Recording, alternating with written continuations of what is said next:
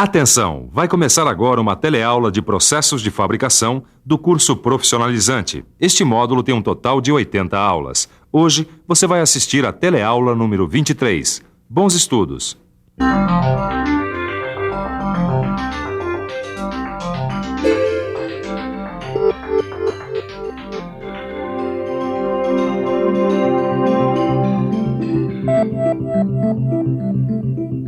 Você, assim como o meu amigo aqui, já deve ter visto em filmes ou em livros pessoas fazendo fogo sem fósforos, só esfregando 2 pedaços de madeira com a ajuda de um pouco de palha seca. Meu amigo, você sabe por que isso acontece? Seria por causa do atrito? Por causa do atrito. Isso mesmo. Agora me diz uma coisa, se a madeira e a palha estivessem molhadas, você acha que isso aconteceria? Não teria condições. Ele tá molhado, não tem atrito. Esfregando não vai pegar fogo. Até aí, nenhuma novidade. Você já está cansado de saber que o atrito gera calor e que se os materiais estiverem molhados, fica difícil de pegar fogo, certo? Mas o que isso tudo tem a ver com a usinagem? Tudo! Você já sabe que, de uma forma simplificada, usinagem é cortar material com o uso de uma ferramenta. E não existe corte sem atrito. A pergunta é o que fazer para evitar o estrago que o calor provocado pelo atrito pode ocasionar na ferramenta ou na peça usinada. Será que molhar resolve?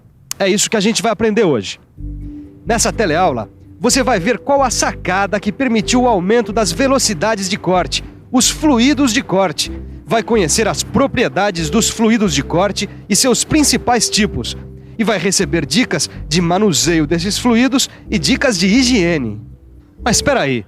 Será que o calor é o único problema da usinagem? E a oxidação? Será que não dá as caras?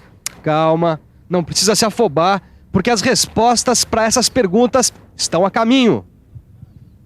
É só ficar ligado na teleaula de hoje.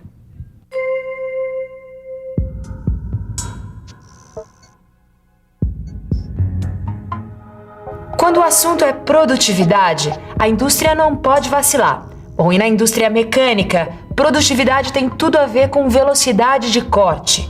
Isso porque quanto maior é a velocidade de corte, maior será a produção e menores os custos. Mas não é difícil perceber que quanto maior a velocidade de corte, maior também será o atrito.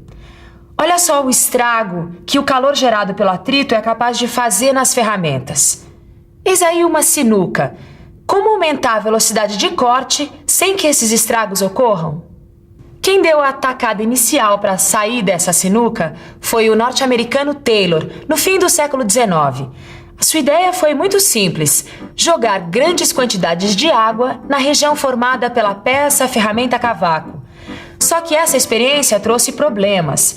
Entre outros, a água provocava corrosão na usinagem e não era um bom lubrificante. Bom, mas mesmo assim, funcionou como um ponto de partida para a pesquisa de novos materiais que possibilitaram um salto de eficiência na usinagem, evitando os estragos provocados pelo calor. Esses materiais ficaram conhecidos como fluidos de corte. Bom, se eu me lembro muito bem do que o Silvio nos falou, fluido de corte é um material que na maioria das vezes ele é líquido. E ele deve ser capaz de refrigerar, lubrificar, proteger contra a oxidação e limpar a região usinada. Não é isso, Caio? Beleza, Tito. Que tal se a gente repassasse uma a uma todas as obrigações do fluido de corte? Vamos nessa?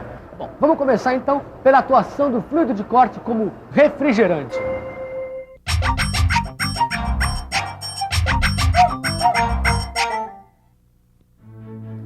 Bom, como refrigerante, o fluido de corte atua sobre a ferramenta, não deixando que ela esquente demais.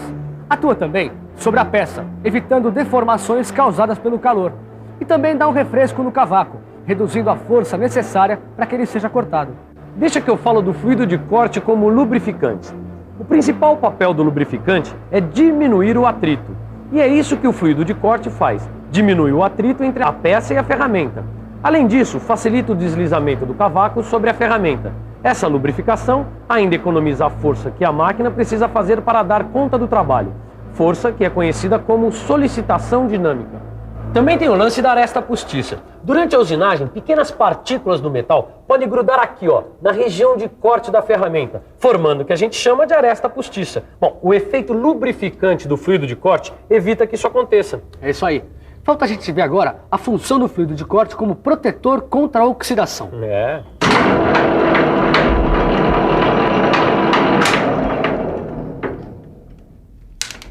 Bom, como a gente sabe, a alta temperatura e a umidade contribuem muito para a oxidação, a famosa ferrugem.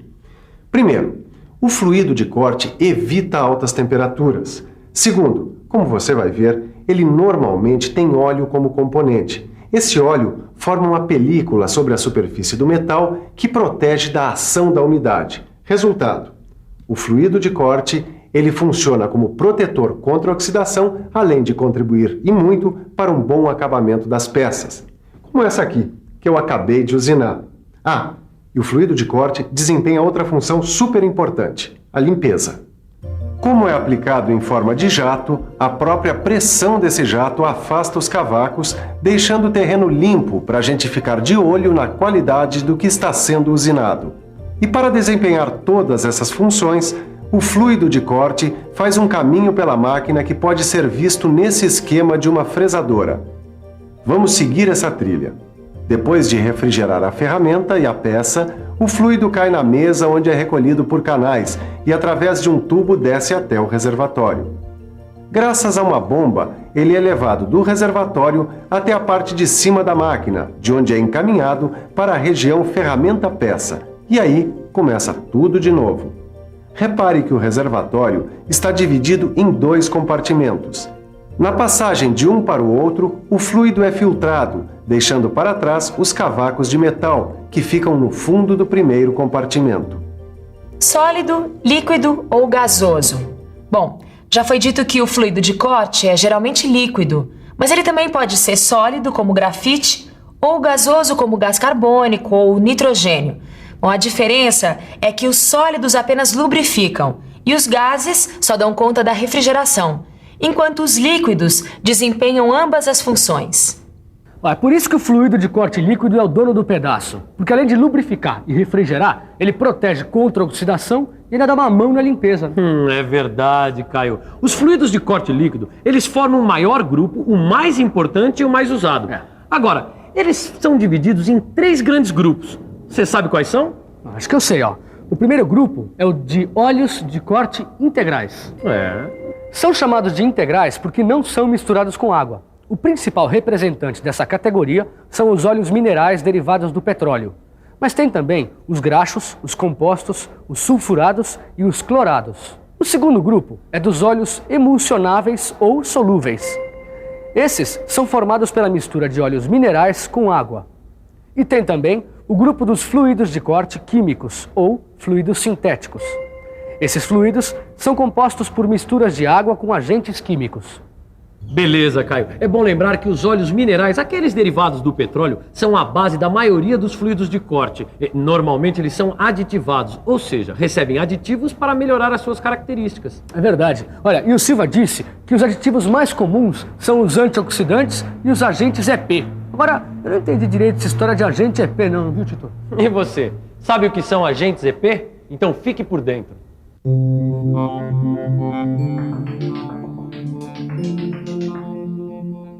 Quando as pressões e as velocidades de deslizamento aumentam, a película de óleo que recobre a ferramenta e a peça tende a se afinar e pode até mesmo se romper.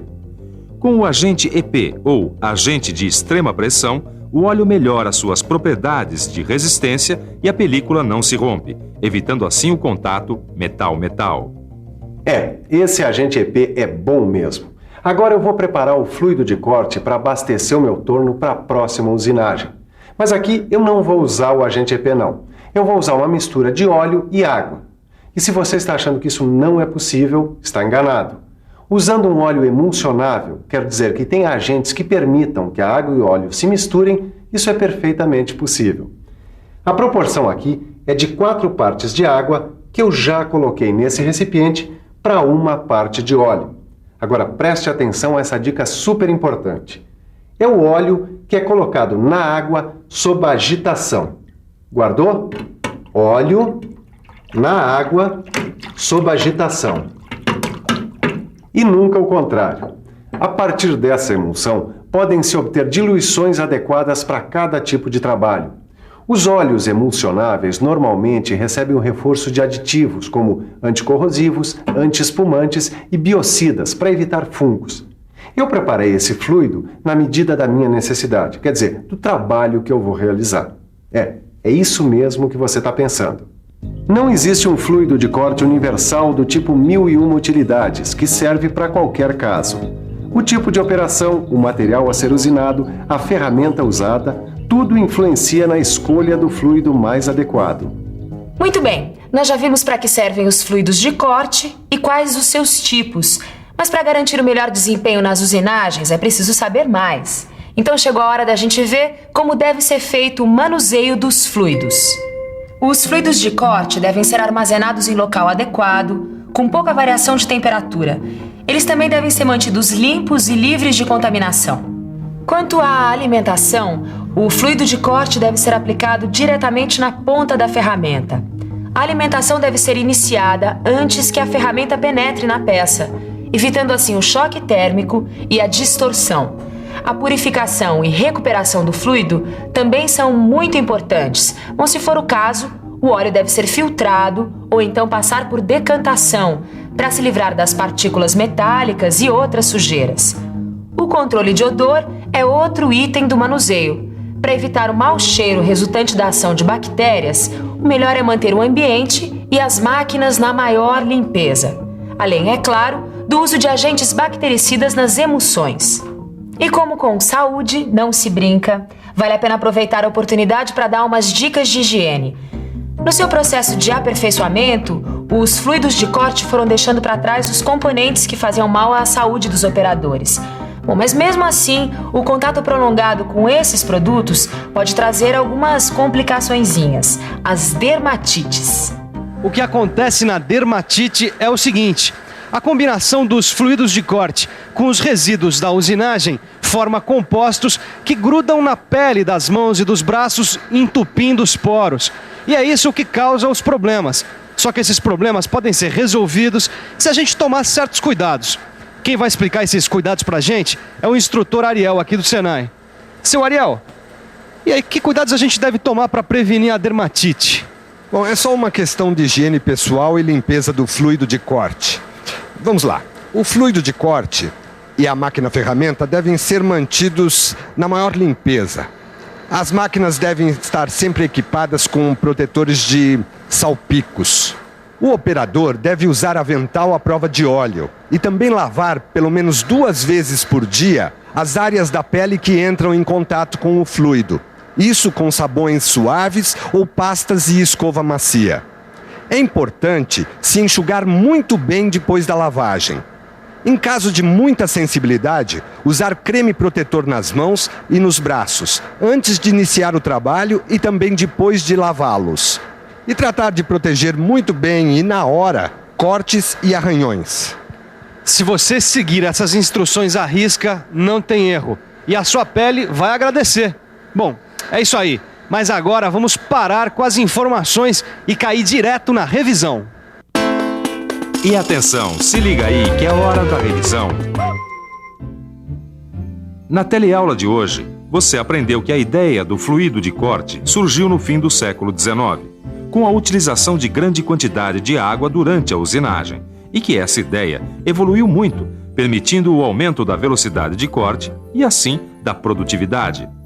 Viu que o fluido de corte deve ser capaz de refrigerar, lubrificar, proteger contra a oxidação e limpar. Ficou sabendo que existem fluidos de corte nos 3 estados: sólido, líquido e gasoso. Mas viu que os sólidos apenas lubrificam, enquanto que os gasosos só refrigeram.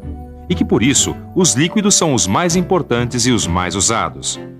Aprendeu que os líquidos de corte se dividem em 3 grandes grupos: os óleos de corte integrais, os óleos emulsionáveis ou solúveis e os químicos ou sintéticos.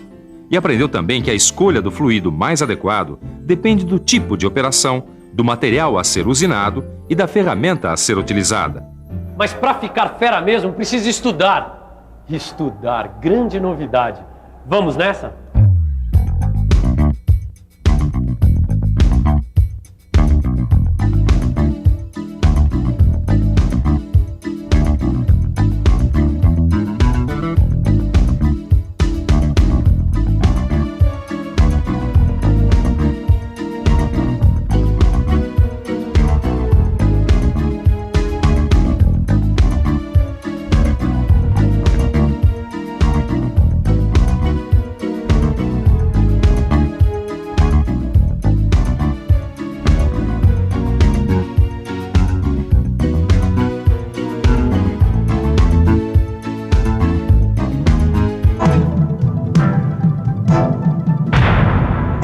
Telecurso 2000, um programa de educação do Sistema Fiesp e da Fundação Roberto Marinho.